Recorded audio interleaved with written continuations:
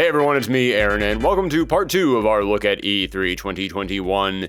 And in part 1, we started off kind of strong with all the stuff announced at Summer Game Fest. There was some interesting stuff in there, but then we entered into the dark middle chapter of this story. And it was leaving everybody pretty disappointed and wondering if there was even a point to E3 anymore. And I'll be honest with you guys, I was going into the Nintendo conference with no hopes. Because Nintendo was doing pretty well there at the beginning of the Switch's life, but for the past 2 years, I've been pretty disappointed with Nintendo. I was getting to that point in which I looked over at Nintendo, and it's not like games weren't coming out from them, but I needed something other than Mario. I needed something other than a re-release. I needed something other than Zelda or Pokemon. Not that those things are bad. No, not at all. I even enjoy those things. It's just, it felt like that is all that we were getting. And when Nintendo has this massive backlog of franchises that everyone loves and everyone's been asking them to bring back, it was getting to the point where these Nintendo conferences were just becoming depressing because you would watch them and just go, well, I'm not going to get anything I want. We're never going to see that franchise come back again. It's just going to be the same stuff over and over again. So yeah, I'll be honest with you guys, I went into this Nintendo Direct expecting it to be kind of like the past 2 years of Nintendo news, and I wasn't going to really be all that interested in anything, and this really lame E3 was just going to fizzle out with not a lot of excitement. Oh my god, how wrong I was. Who could possibly have foreseen that Nintendo was going to come in here and not just win E3 by default, not just win E3 because nobody else really had anything that interesting to show. No, even in a year where if everyone else had brought their A game, Nintendo probably still would have taken this. Not only did we get high quantity, we got high quality. So many games were announced, and so many of them were ones that I was really interested in. We've streamed a lot of the conferences over on Twitch, and the day before the Nintendo conference, I was talking about how, yeah, I expected to just be Mario and Zelda and Pokemon again. I expected to just be that stuff all over again, and there's so many things that I want to see from Nintendo. And there came a moment in which we just started listing off all the franchises that we wanted to see come back from Nintendo, and we listed off like 6 franchises, but 3 of those franchises were Metroid, Advance Wars, and WarioWare, and all 3 of those franchises got brand new installments announced during this Direct. When was the last time that you went into something that you were kind of disappointed with recently, and you had a big list of things that you wanted to see done, and within less than an hour, half the things on that list got checked off? When was the last time that happened with anything? This was mind-blowing. So let's go ahead, let's jump into this. Let's talk about the stuff that got announced during the Nintendo Direct. It begins with a brand new Smash reveal, and this might have been one of my favorite Smash reveals ever, because I had no idea what they were showing off, but then at the last second, as Ganondorf was being carried up to the volcano, I caught a glimpse of the glove, and I realized, oh my god, it's Kazuya. Oh my god, it is Kazuya. And from there, the trailer just kept getting better and better. They kept doing the gag of him throwing everyone off the volcano, and you'd think it would have gotten old, but it didn't. I could have watched him do that like 5 or 6 more times. It was that funny. And the way they ended it with him tossing Kirby off, and then he looks over like, huh, where's the kaboom? I didn't hear anybody splash into the volcano below. And then you see Kirby just floating up in the background. It was the best way to do that gag. And the timing on every part of that is so good too. Like when he throws Min Min off, but her arm is caught up there, and so he just kind of like kicks it off. It's such good comedic timing on that. But as for how Kazuya actually fights in here, it had been a while since we got our last Smash reveal, and the last time that I think we had a break this large in between Smash reveals was when Steve from Minecraft got announced. And when that delay happened, a lot of people were theorizing that the reason why the delay was so long was because of COVID. And I'm sure that that played into the equation in some way, shape, or form, as I'm sure that it did this time around as well.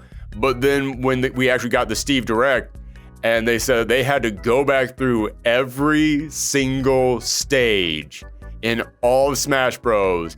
And figure out what Minecraft element Steve could mine from each part of every single stage, that's when it hit me. Oh, that's why it took so long. Because you had to do a ton of work. And now we had another long break in between Smash reveals. And I'm sure that part of that, once again, it's probably because of everything that is going on in the world right now. I know that Japan is currently being hit pretty hard by COVID, so I'm sure that had something to do with the delay. But when you watch how Kazuya fights, he fights like a guy from Tekken.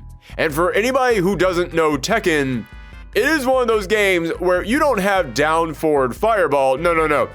Every single button does a different punch, a different kick, but then every single direction that you input with every single one of those buttons does another different move that you can do. In fact, you can hold in a direction and do a different move than if you just tapped in that direction. Or you can tap down and then let go, and then as you're rising up, you do a completely different move.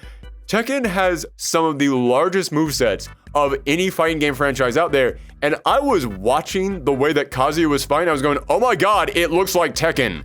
But in Smash, you only have 2 buttons. You got the regular attack, and then you also have your special move. And I was looking at this going, what is mapped to what? Like, where are you hiding all these inputs? How are you putting them all into this one game? And I love when we cut to Sakurai, because Sakurai looks so happy to talk about this. And you keep thinking about Sakurai as being the Kirby guy, but you keep forgetting he is a massive fighting game fan. Like, Nintendo didn't go to him and say, hey, we'd like to make a fighting game. He went to Nintendo and said, I would like to make a fighting game, because he loves fighting games. All you gotta do is just go back and watch that Terry Direct that they did, and just watch him just mark out for like 40 minutes about the King of Fighters franchise, and just go off about how much he loves that series, to realize this guy loves fighting game franchises. And when you see him there in those brief few minutes, and you hear him talking about Tekken, you can tell he just loves this series too. You can tell that this was another one of those characters that he was so excited to get in here. And I'm so happy that he got to work on this thing that you can tell was probably like a dream project for him. It just makes me feel good to see him so happy for this new character. In fact, the translator for him, I don't know how it sounded on the official Japanese stream, but on the English stream, I love that the translator almost sounded disappointed that it wasn't Tekken. Like, there's that moment in which the translator goes, it looks like Tekken! No, it's Super Smash Bros. Like, he actually sounds disappointed, like, I wish I was working on Tekken. But let's talk about some of the other things that we see in there. We see that he actually gets his devil state. He gets to activate the devil gene, and a lot of people were assuming that if they were going to have a Tekken representative in here, it would be Heihachi. And yeah, I know that Heihachi is definitely the bigger face, I would say. I mean, Kazuya was the original protagonist of the series, so I can understand why they would choose him. But Heihachi is definitely the guy whose face has been plastered up there on Tekken way more than any other character. So a lot of people would assume that would be Heihachi. But when he turns into his devil form, there is a moment in which he jumps up, and then he jumps up again with the devil wings coming out of his back, and that's when it hit me why they chose Kazuya over Heihachi. Heihachi does not have the devil gene, but every single Smash Bros. Character needs an up B. They need a way to recover when they have fallen off of the stage, and Tekken is not really a series that is known for really high-flying jumps. Like, you look over at King of Fighters, and Terry, he's got his rising tackle. He's got a way in which he could recover if he falls off the stage. Ryu from Street Fighter, he's got the Shoryuken. If he falls off the stage, he can do that, and he has a rising attack that will get him back on the stage. Tekken characters don't really have that, but because Kazuya has the devil gene in him, he can transform into his devil state, get the devil wings, and that gives him an up B jump that will allow him to get back on stage. That is brilliant, and you know something? This is crazy 1 out of 100 chance here. This is just pure crazy conspiracy theory time right here. However, there was a data mine that people did on this season pass of DLC, and there were supposed to be 6 characters in this DLC, but they found spots for 7 names. Now, 99% chance the reason why they found 7 names is because Pyra and Mithra are 2 different names, but they go with 1 character. Yep, remember, Pyra and Mithra can switch back and forth between each other. Those are 2 different names, so that would make sense why there were 7 names listed for 6 character slots. Makes total sense. But I couldn't help but look at this and go, what if his son Jin is in here? What if Jin is in here? And I know that a lot of people would go, well, Jin abandoned the Mishima style of fighting. True, but he did use it at one point in time, so that would justify him being able to use it in this game. But also, he has the Devil Gene as well. He also grows out big wings. He can also shoot out eye lasers. I could totally understand them putting him in here as an Echo Fighter for Kazuya. It would make a ton of sense. I don't think they're going to do that, but I can't help but just think about that. I do have that little thought in the back of my head of, oh man, what if that happens? Also, I'll just say, that stage looks great. That stage looks fantastic, and I love that when you do enough hits to a character, they don't just go flying off the side. It's kind of like the King of Fire stage where you have to break the side of the wall, but this is like an actual wall. It's not an invisible barrier that you have to smash characters against enough times. This is like an actual wall that shatters apart when you smash them into it. That looks so good. And Heihachi is there in the background. I'm hoping this is going to be like the King of Fire stage where we just get a ton of characters in there. Not just Heihachi, but we get like Paul, we get King, we get a ton of characters in there. By the way, can we all agree now that the King spirit fight is going to be against Incineroar? That just makes way too much sense. But I'm really excited for this. I'm really excited to see what spirit fights are in here. I'm really excited to see what music we get in here. In fact, speaking of music, the only thing that could have made this trailer better for me is if they used Heat Haze Shadow from Tekken 7 as the music when he was revealed. Like, that just would have been, like, I just love that song. I love that song, and I think it would have matched up so incredibly well with that reveal.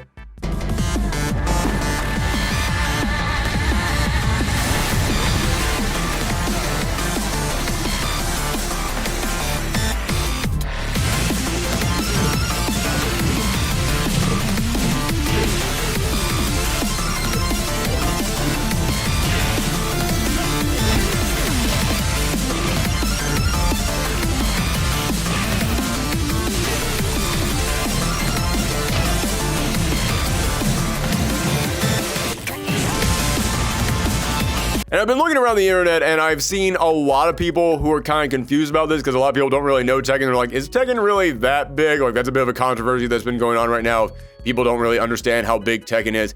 And this is something that I had hoped people had realized about these Smash reveals by now, but I guess people haven't, so I'm just going to go in here and just make this clear for everyone. The point of the Season Pass of DLC for Smash Bros.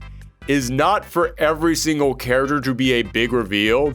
It's to make sure that every single person out there gets one character. Everybody can have at least one character that they will look at and go, oh, that's pretty cool that they got in.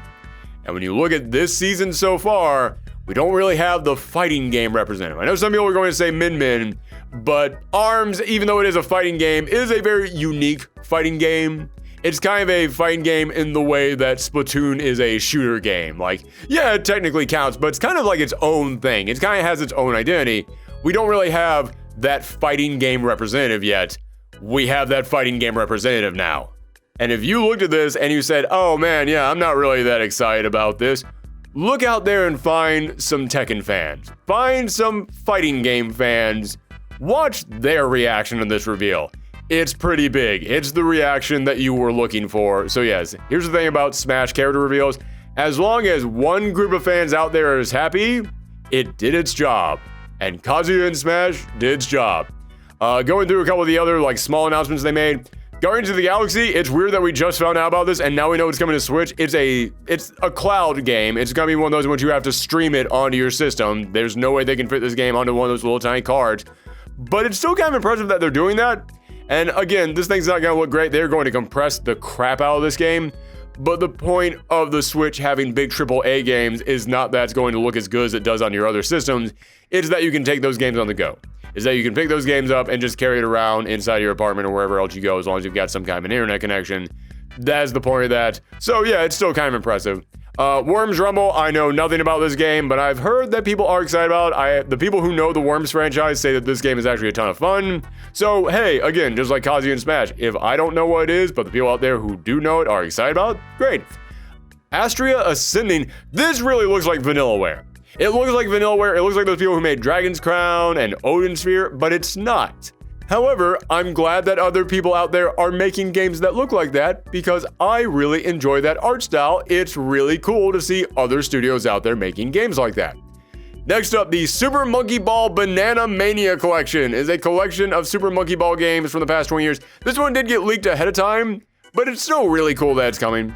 It's still really cool that this is going to be a thing because Super Monkey Ball, it's one of those franchises that has a really dedicated fan base. So the fact that Nintendo was able to come in here and just grab this up as being an exclusive for them, at least an exclusive for now, yeah, I think that was a really smart move on Nintendo's part. Also, just to continue something that I mentioned yesterday when we were talking about a new Sega game that got shown off, Sega's really been killing it recently, and I don't think enough people recognize how well Sega has been doing just simply because they haven't had a new Sonic game. Sega does other stuff aside from Sonic, and yeah, even if this is not a new Monkey Ball, this looks like a pretty darn good collection.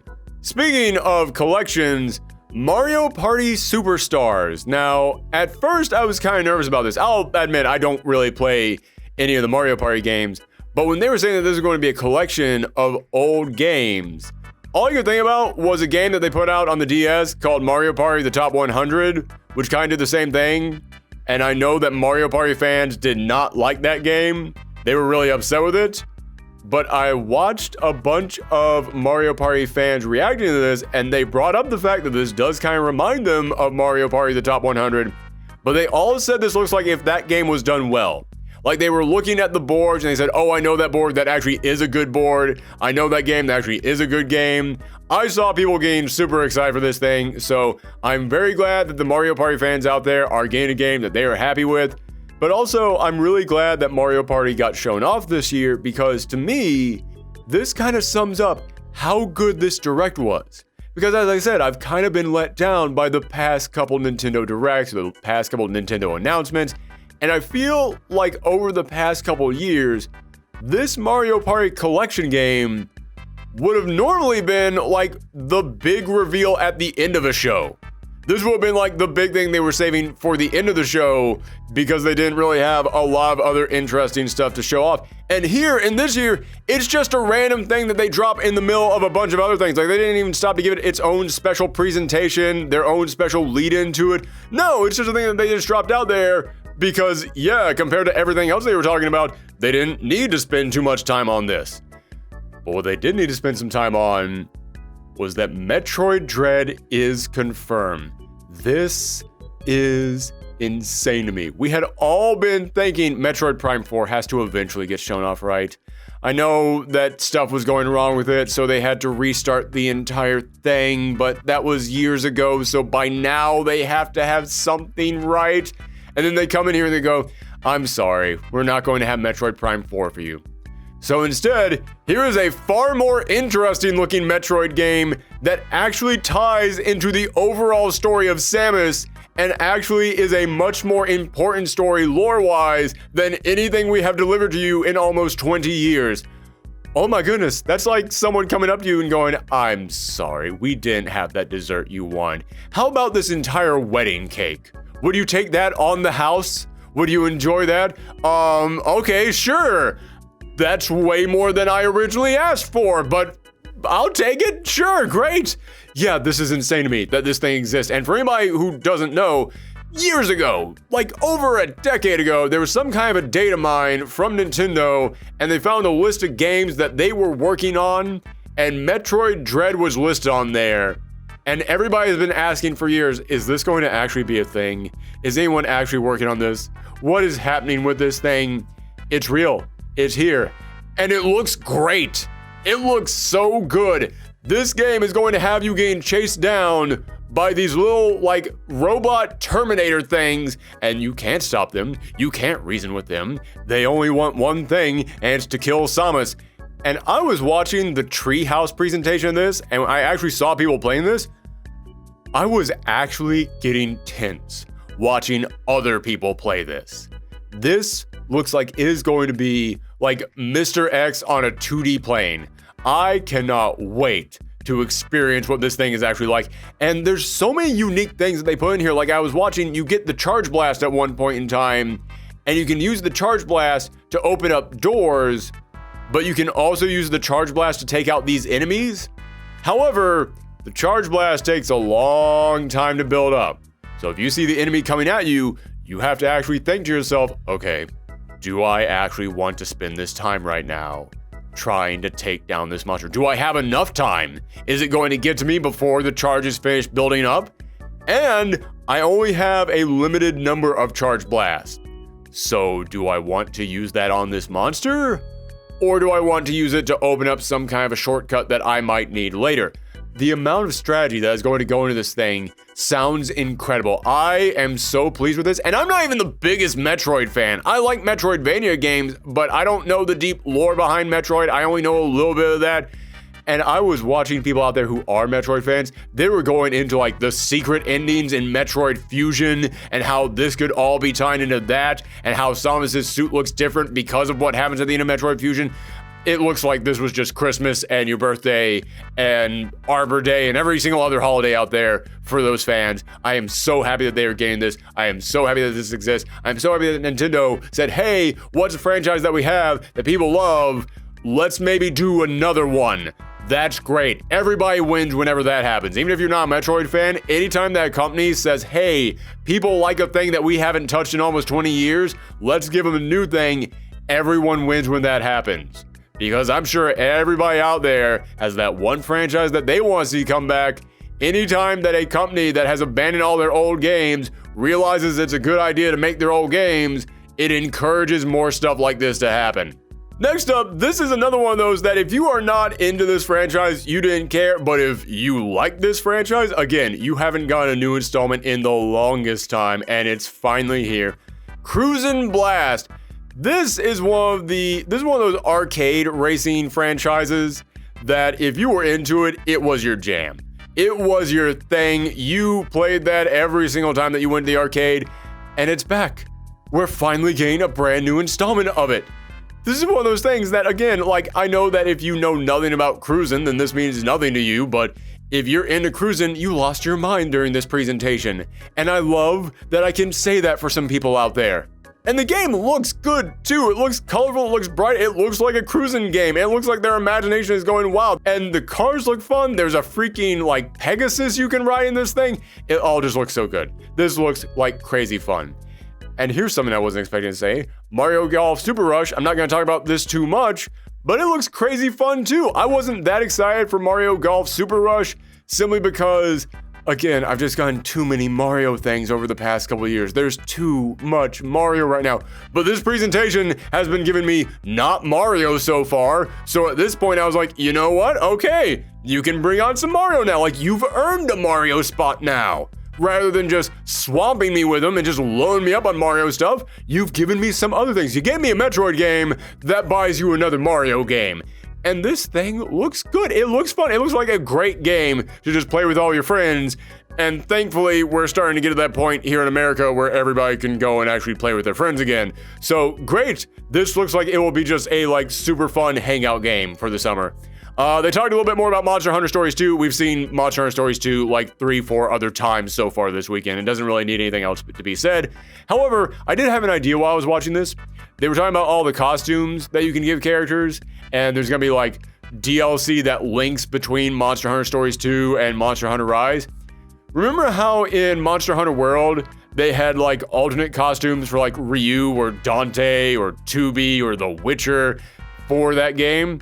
If Monster Hunter Rise is going to be Switch exclusive, we need some Link DLC. We need to get some Zelda DLC. Have it be that your Palamute, your Palamut, your little dog friend in there, have it be that you can get a DLC skin for him where he dresses up like Wolf Link and your Palico dresses up like Midna. That is something that just makes way too much sense and it needs to happen. Next up, another franchise coming back, WarioWare, Get It Together, which by the way, I love that title. I love that the title is just Get It Together, WarioWare. Also, I love that as you hear Wario talking, you can just feel the giant smile on Charles Martinet's face. The voice actor who does Wario, you can just tell he is loving doing this little section right in here. It's so good. And I love that he calls all of his teammates, everybody else in the game, chumps.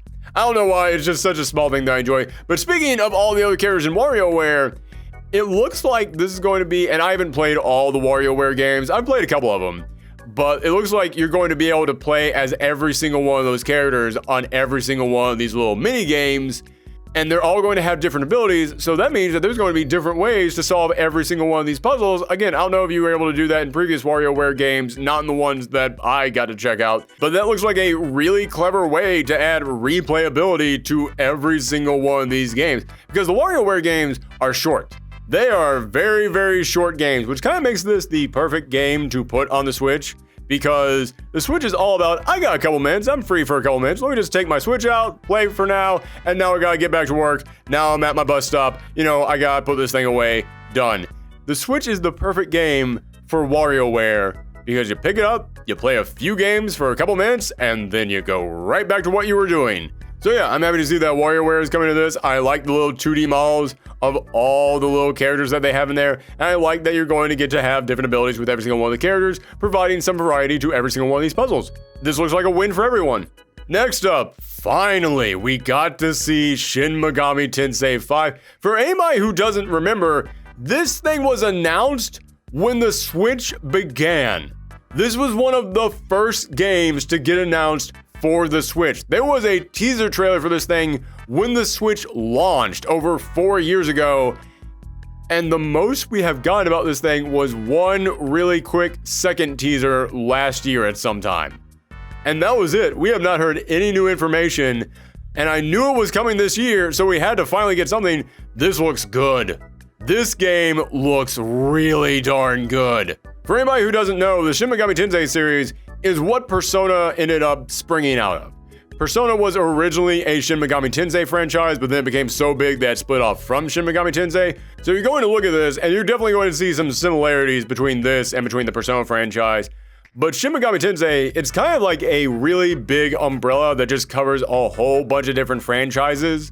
Like, Shin Megami Tensei is the main series, but then there's also like Shin Megami Tensei Digital Devil Saga. There's Shin Megami Tensei Devil Summoner.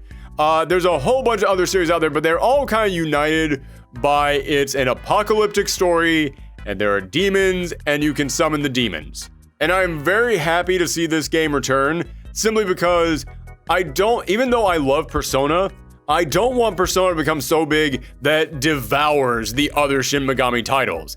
I don't want to become one of those things where it's like, well, Persona's making us the most money, so let's never make anything other than Persona. I don't want to see that. I don't want to see Atlas end up becoming what, Capcom has ended up becoming, where it's like, well, Monster Hunter and Resident Evil make us all the money, that's all we're going to focus on now.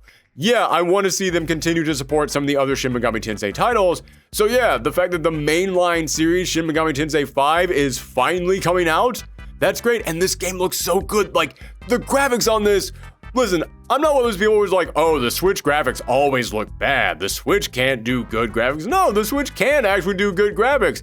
It's just really nice that we're reminded of that every now and again. And I looked at this and said, yeah, those are some pretty darn good graphics. And the overworld looks really good too. I love that you are running around this destroyed Tokyo and you see all the little demons out there on the map. And when they get close to you, like they don't just kind of like stand there and kind of like move over to you. No, you can see that they each have like unique animations for when they're about to attack you. I know it's such small things, but it's been a long time since we had a Shin Megami Tensei game. It's really nice to see that they can do stuff like this now in a Shin Megami Tensei game. It looks really good. Speaking of really dark apocalyptic stories, Danganronpa is returning with a game, Danganronpa Decadence, which has got Danganronpa 1, 2, 3, and then this new game, which I watched the anime for one, so I didn't end up playing the game because seeing as how this is all a detective series where you're trying to figure out who murdered who, since I got all the answers to those questions with the first game, I thought, well, there's not really much of a point in me playing this now that I watched the anime.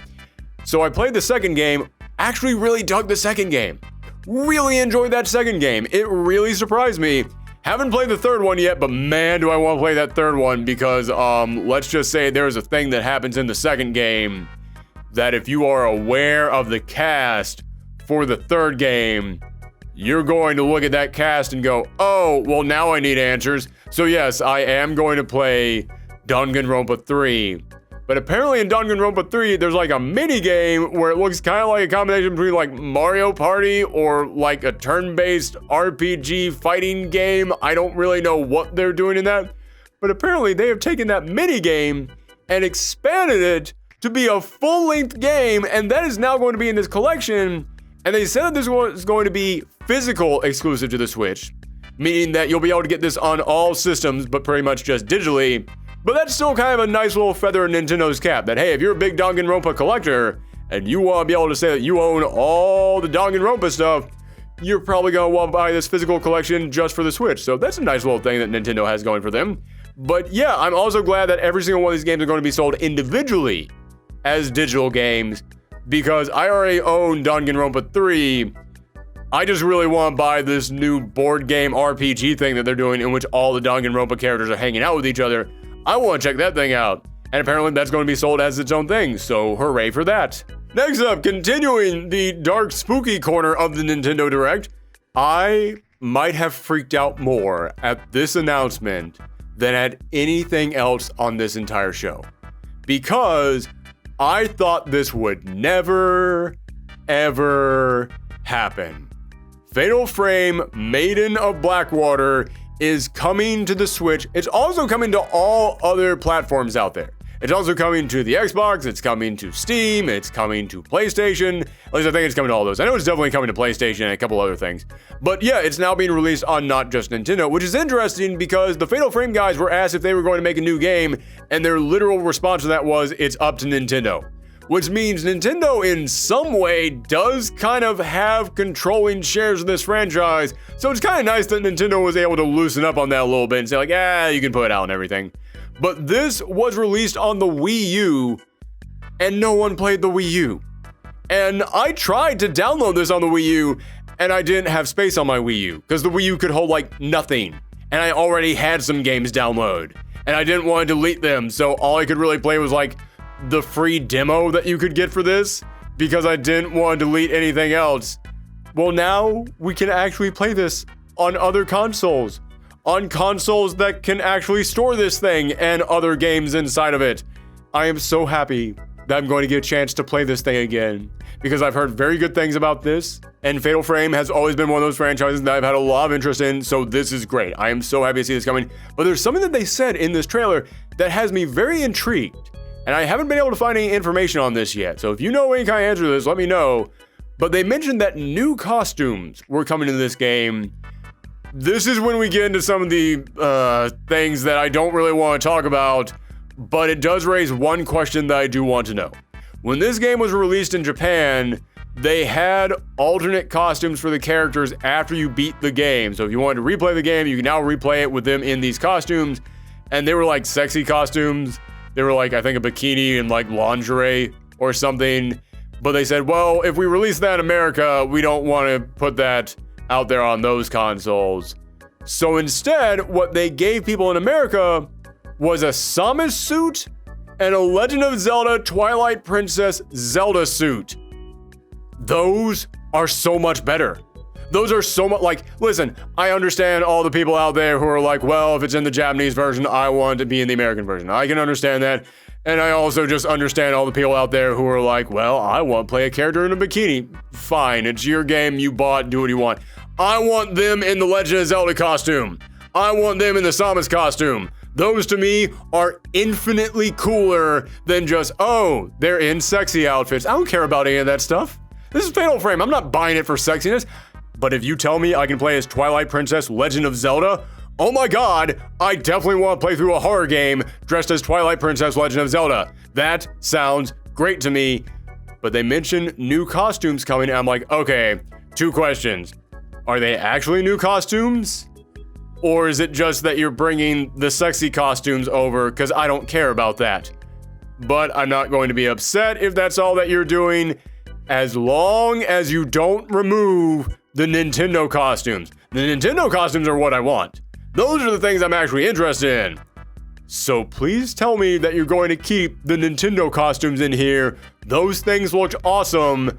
do not sacrifice them so you can just give everybody the generic sexy costumes. I don't care about that stuff. Give me a freaking Samus costume. Give me a Samus costume in which she's now in the Samus Dread outfit. I want to see that. I want to see Samus from Metroid Dread walking around in a horror game.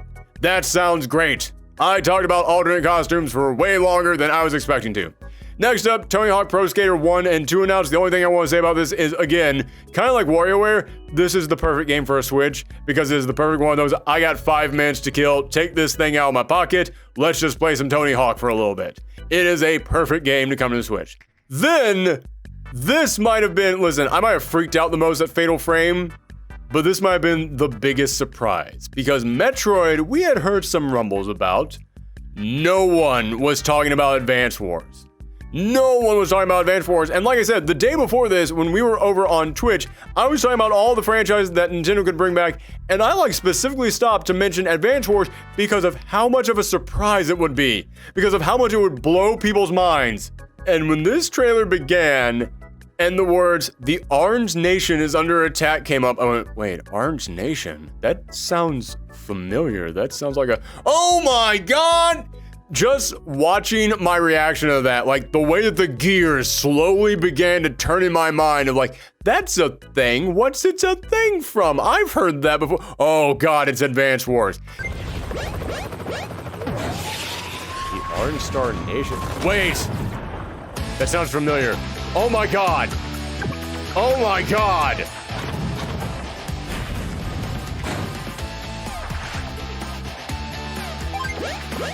What did we literally bring up yesterday when we were talking about things we wanted to see at Nintendo? Oh my god, Advance Wars is back! What? Yes, Advance Wars is coming back, and yes, it is a remake, but it's a remake of the first 2 games. We're getting 2 games in 1 on this, and it's being made by WayForward. And this actually makes me think that WayForward might have gotten this job after that Bakugan game, whatever that thing is, after that got revealed. Because remember when Nintendo was going to have that mini direct? And they're like, and we're also going to announce a brand new game from WayForward. And they're working on a franchise they've never worked on before.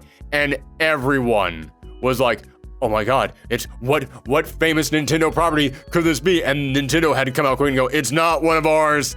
They're not touching one of our please stop getting your hopes up. Oh, you're all going to be so disappointed. Oh, you're all going to be very disappointed. This is, oh no. Oh no. Yeah, you could watch as Nintendo slowly realized, we messed up with this statement. We should not have told anyone this was going to be a thing because their hopes went through the roof. And I would not be shocked because Advance Wars, it's not like that's a game that requires a long time to work on. It's not like it's one of those games that is very graphically tasking where you have to come up with a whole bunch of crazy stuff that is going to take you years and years and years to all put together. And also if it's a remake, it's not even like you have to come up with anything new. I would not be shocked if right after they saw everybody get excited about the idea of WayForward working on Nintendo property, they then went, we should maybe hire them to work on something. And they got them to work on Advance Wars. I would not be shocked if that is the reason why this happened. And I know that people are kind of split on the art style because they all kind of look like little plastic toys moving around. I'm kind of 50-50 on the art style because, yeah, I don't really know how I feel about the plastic look of the actual soldiers on the field. However, your generals, your leaders, the characters who actually have the personality and the names that you all know and remember from this franchise, they're all cartoony animated. They're all 2D animated. I love their looks. I love the way that they look. I think the way the actual characters in here, the ones who are actually important to the overall story and the ones that you actually remember when you think of Advance Wars, I think they look great. So yeah, the actual soldiers themselves, sure, they look a little bit plasticky, but it's not too bad because I think the important part of this game actually looks great. And now we get to the end of the Nintendo Direct in which they talk about all the Legend of Zelda stuff coming out. I've heard some people say that they're disappointed that they're not doing more for the Legend of Zelda's 35th anniversary. I don't really know what else you guys want because we got Age of Calamity DLC coming. All right, so you got the DLC to something that already came out that people enjoyed. And it looks kind of interesting. They're making it so you can actually move around and play as one of the giant, oh god, I forget the things, but the giant robots that just wrecked my face every single time that I played Breath of the Wild. You can play as one of those guys. Zelda's in there, and she's now on the motorcycle. Yeah, the DLC looks pretty good so far. So you got that. Then we got the Skyward Sword HD remake coming, which I know that Skyward Sword is not the biggest, most important Zelda game. It's not the one that everybody enjoys the most. I know that a lot of people had problems with that game, but it is still a remake of an older game coming out this year. Then we've got the Game & Watch Zelda thing coming out, so if you want like your little bit of memorabilia, your little physical thing that you could display and go, that's my Zelda thing that I'm displaying there, you got that. And Breath of the Wild 2 was supposed, I honestly believe that Breath of the Wild 2 was supposed to come out this year when they started working on it, but, you know, COVID. So that ended up delaying it. But yeah, I'm looking at this and the stuff that they're doing for the 35th anniversary. We're getting DLC to a Zelda game that people enjoyed. We're getting a remake of an older Zelda game. We're getting a nice little bit of Zelda memorabilia there with the Game & Watch. And Breath of the Wild 2 is on the way, but I feel like that almost counts because I think that this was supposed to come out this year for the 35th thing, so I'm counting it. That to me is like 4 things that they had planned for the 35th anniversary. That's pretty impressive. I think that's pretty good. But speaking of Breath of the Wild 2, this is the first time that we actually got to see real gameplay from this thing. And I had so many thoughts going into this because we had been seeing the little teaser trailer for 2 years now, and we'd all been forming our theories, and it turns out all those theories were wrong. But I'm kind of happy they were wrong, except for one thing. There's one thing that I'm actually a little bit upset with, which is that we thought that there was going to be playable Zelda in here. I've been saying for the longest time, I want playable Zelda. I actually like Breath of the Wild Zelda. So yeah, that would have been cool if we had gotten to play as her. It would have been cool, but there was a moment in which we see her falling down the pit. Kazuya threw her down there as well. So yeah, she's taken out of the picture quick, and we're not going to get to play as her. At least not from what we've seen so far. I could still be wrong, but it looks like we're not going to get to play as her. It looks like she's going to fall down to a big old Ganon pit, and we gotta go and save her again. That is a little bit disappointing. However, the other theory that everybody had is that this was all going to take place underground.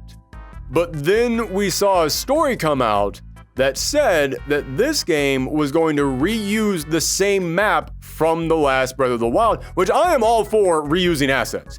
If you can get a brand new game out quicker by reusing assets, go for it. Don't overwork yourself when you don't have to. The video game industry is hard enough on its own. But they said they were going to reuse the map from the last one, and that caused a lot of people to question, okay, how come we haven't seen more of this game then? Because if you're just going to reuse the map, shouldn't you already have a lot of this stuff already made? Why is this taking you so long to show us anything on this? And the theory a lot of people had was that they were going to be underground, is that, okay, maybe you can go above ground, and you're up there, and that's the same map, but there's all these dungeons and stuff below ground. We were 100% off on that, because you're not underground, you're in the air. It's that, yes, they are reusing the same map, but at the same time, they're almost doubling the map, because now there are floating islands all above Hyrule, so you can go around on the ground and play through the map that you already played on, but you can also go into the air and start soaring around up there. And now you get to play on all these floating islands. And it doesn't look like there's like 1 or 2 of them. The sky was covered in some of those shots with them. I also like what they're doing with the Sheikah Slate. This is like some weird, creepy, it's definitely getting darker. When you look at that original teaser trailer and you see what Ganon looked like in that original teaser trailer, it's like, oh man, you are definitely getting dark and spooky with this thing. And then Link touches something and he starts getting consumed by all this black energy.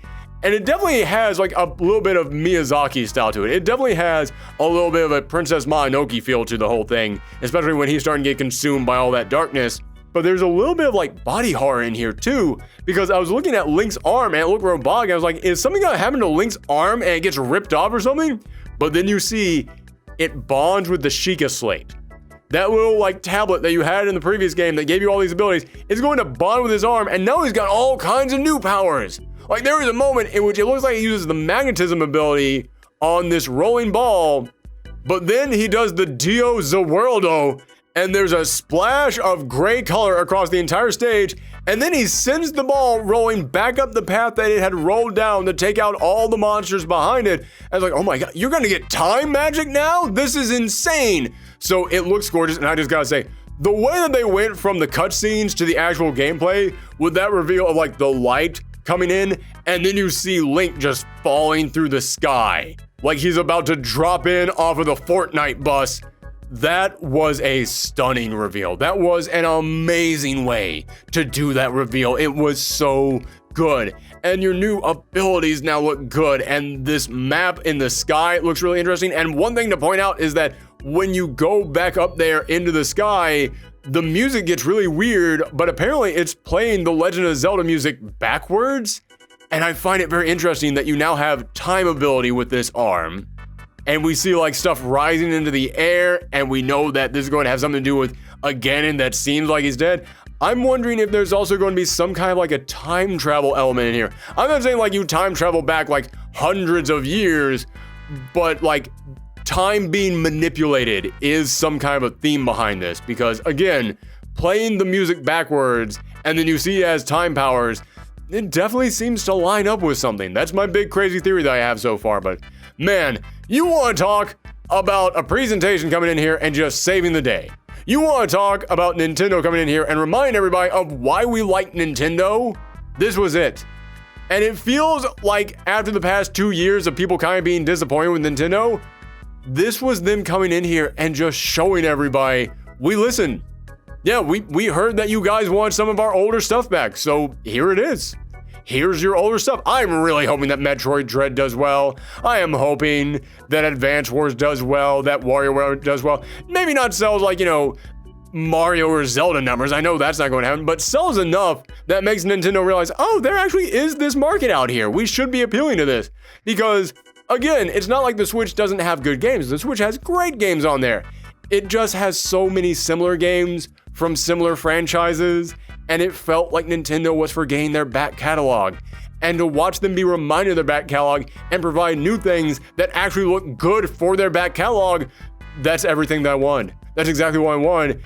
And then we also got really interesting third-party things in here, like Shin Megami Tensei 5 coming to the Switch. That is great. And Danganronpa and Fatal Frame. All these were really good announcements.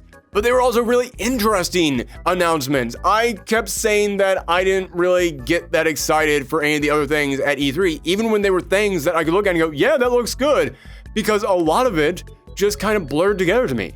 There were so many things that were shown off during E3 that all just kind of like merged together in my mind because it had similar tones or similar playstyles. And yeah, that just kind of left me feeling numb. I mentioned that when I was watching the Xbox thing, there were times in which I didn't realize we had moved on to a new game because it all just kind of felt so much the same to me. But here, we've got a racing game in Cruisin' Blast. We've got Mario Golf. We've got a mini-games collection in WarioWare and in Mario Party. We got a Metroidvania game coming. We got horror games announced during this thing. And then we got a look at multiple different types of Zelda games. Yeah, the variety here is running wild. It is so exciting to see so much variety and so many different characters and so many different franchises all thrown in here with stuff that looks genuinely interesting. This is why Nintendo won this year. Also because Kazuya threw all the other competitors off the mountain. That is a great running gag, and I am never going to let that go. That looks so good. So that was it. That was how Nintendo won E3. And man, it feels good to have Nintendo back. This gave me what I need from Nintendo for the next year. I'm good for the next year from Nintendo. But I still feel like there's stuff that we haven't seen. I still feel like there's things we haven't seen. Like, we still don't know what their big holiday game is going to be. We still don't know what their big December game is going to be. Again, I do have a theory that originally it was going to be Breath of the Wild 2, but I'm wondering if they had a backup plan, just in case.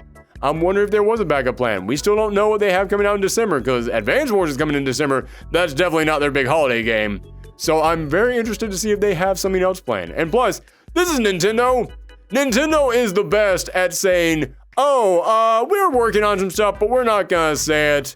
We're not gonna say it. Oh, here's the big thing we're working on. It comes out in 2 months. So there's still probably more stuff coming. And I'm genuinely excited for the future of Nintendo now. which is something I have not said in a little while. This is great. So yeah, thank you guys very much for tuning in. Let me know what you thought of this conference, what you thought of all of E3. Let me know all that and more in the comments down below. Or you can reach me on Twitter at ThorgE3. And as I mentioned, we did stream some of these shows over on Twitch. So if you want to go back and watch those, you can find them at twitch.tv/ProfessorThorgy. Thank you guys for tuning in. And video games are great. Video games are really darn good. We should all go and play one.